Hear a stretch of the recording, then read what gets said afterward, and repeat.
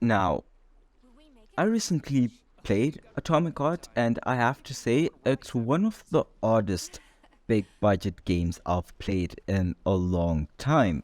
Filled with as many good ideas and bad ones, it's almost like it's been made without a filter. Everything just went in. The game's influences are numerous, from games such as Westworld, Fallout, Prey, but the one that's more noticeable above them all is Bioshock. Your first introduction into Atomic Heart is also marked by walking through a crowd and being bombed with a lot of conversations from random NPCs, all seemingly happening at the same time. This sequence happens only in the opening, but it left a pretty bad taste in my mouth almost immediately.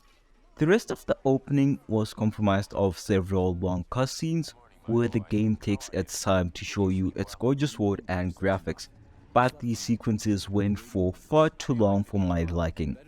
It takes 30 minutes into the game without any kind of real gameplay, outside of walking and interacting with various things. This shows up a few times throughout the game, but it's worse at the beginning. Now, from a visual and immersion standpoint, Atomic Heart's opening is brilliant. It presents an ultimate history vision of the USSR, where the country has managed to progress and develop technology to the point where robots and advanced cities are in the sky, and AI all exists alongside architecture and fashion, born from the fever dream of a 20th century Russian science fiction author.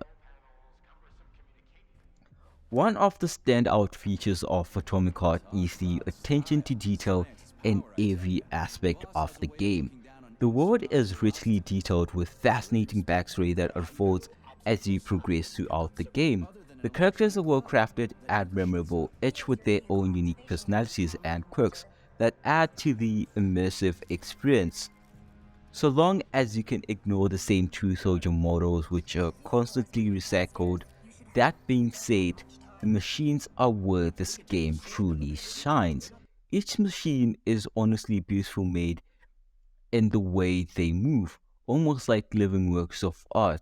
It's almost a shame to blow them up, but you gotta do what you gotta do to survive. Now, Bioshock starts you off with the wrench and an electric shock attack called Electro Bolt, and Atomic Heart does more or less the same but with an axe. The difference is that Atomic Heat's electric shock feels well like it's just giving things a tickle. The combat has fairly standard basics, a melee weapon, pistol, a shotgun, and a grenade launcher, but it's made used by some great individual twists like the Zappy pistol you can upgrade into a death-dealing chargeable shock beam.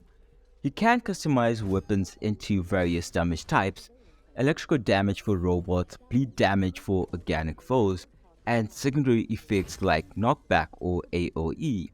But ultimately, no matter how you choose to skin Atomic Heart's Android enemies, combat lacks the heft of its inspirations.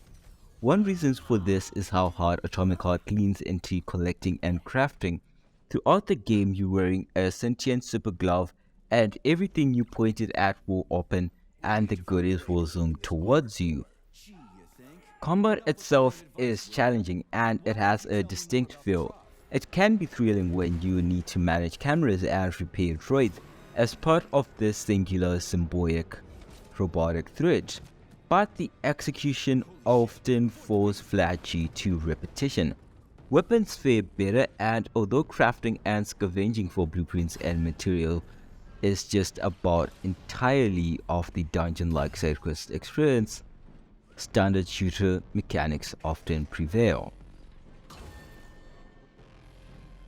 Now, with the bonus of a melee focus due to ammo scarcity, at least initially, the dodge system adds some up-close and personal swings and slices, which is great.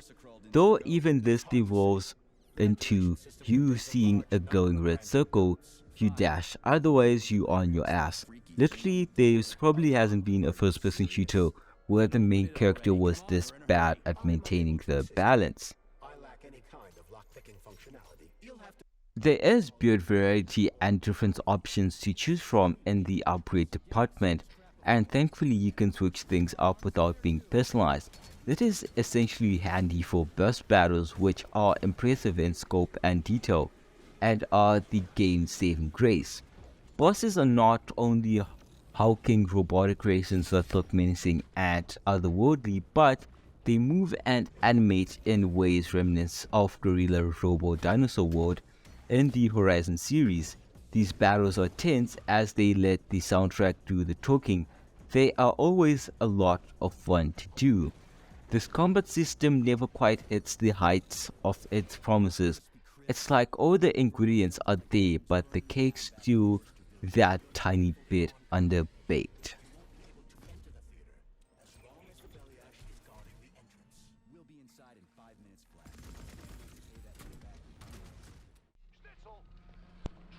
And now it's time for the bad side of Atomic Heart. And unfortunately for Atomic Heart, it too begins to strain under the weight and pressure of its ambition and scope.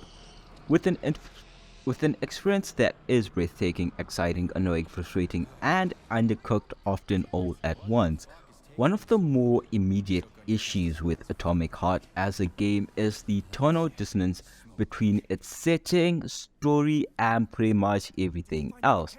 The main protagonist is an angry and unlikable cartoon character that sees every obstacle or objective placed in front of them as an affront of their existence.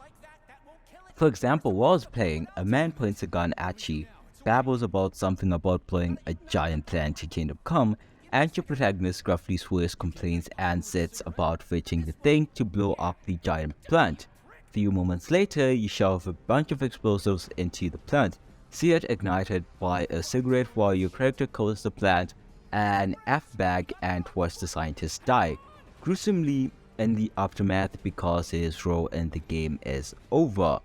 Now, I didn't know whether to laugh or cry. In fact, a lot of Atomic Heart will leave you confused as the game tries way too hard to be funny, as it frequently veers from enormous set pieces to endless fudge quests, as critiques of Russian exceptionalism rub up against a protagonist who calls robots fat turds, and a script that seems to have been written with the help of a bunch of 12-year-olds who just learnt about swear words.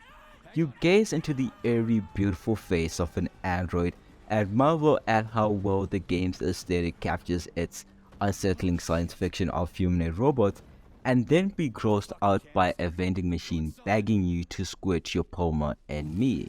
Atomic Heart is in all respects a good but imperfect debate title. It lays the narrative foundations for a credible and very interesting game world, but conveys a very confused and incomplete plot driven by continuous explanations. Architects, derivative gameplay, of course, but functional in itself to then be watered down in useless adrenaline pumping and overwhelming fights. It introduces a system of supernatural powers along the lines of Bioshock, but then makes them ineffective when it matters most. Now, for me, the shocking thing about this game was it's actually worth $70. I don't think it's worth the price tag, for sure. I 100% say it's not worth that price tag. And rating it from a scale of 1 to 10, I'd give it a 6. Don't get me wrong, the game is good, but it has a lot of stuff that needs to be fixed before it can actually be called a good game. From what I saw, the developers just rushed to release the game in a state that's very, very terrible, and some of the stuff they promised us, like RTX, is technically not in it yet, which is kind of annoying, but yeah, it needs a lot of work. But thank you guys for watching the video. If you enjoyed it, don't forget to leave a like and subscribe for more content. That's it from me, Mancy. Hope you guys enjoyed the video. and I'll catch you guys in the next one. Peace out.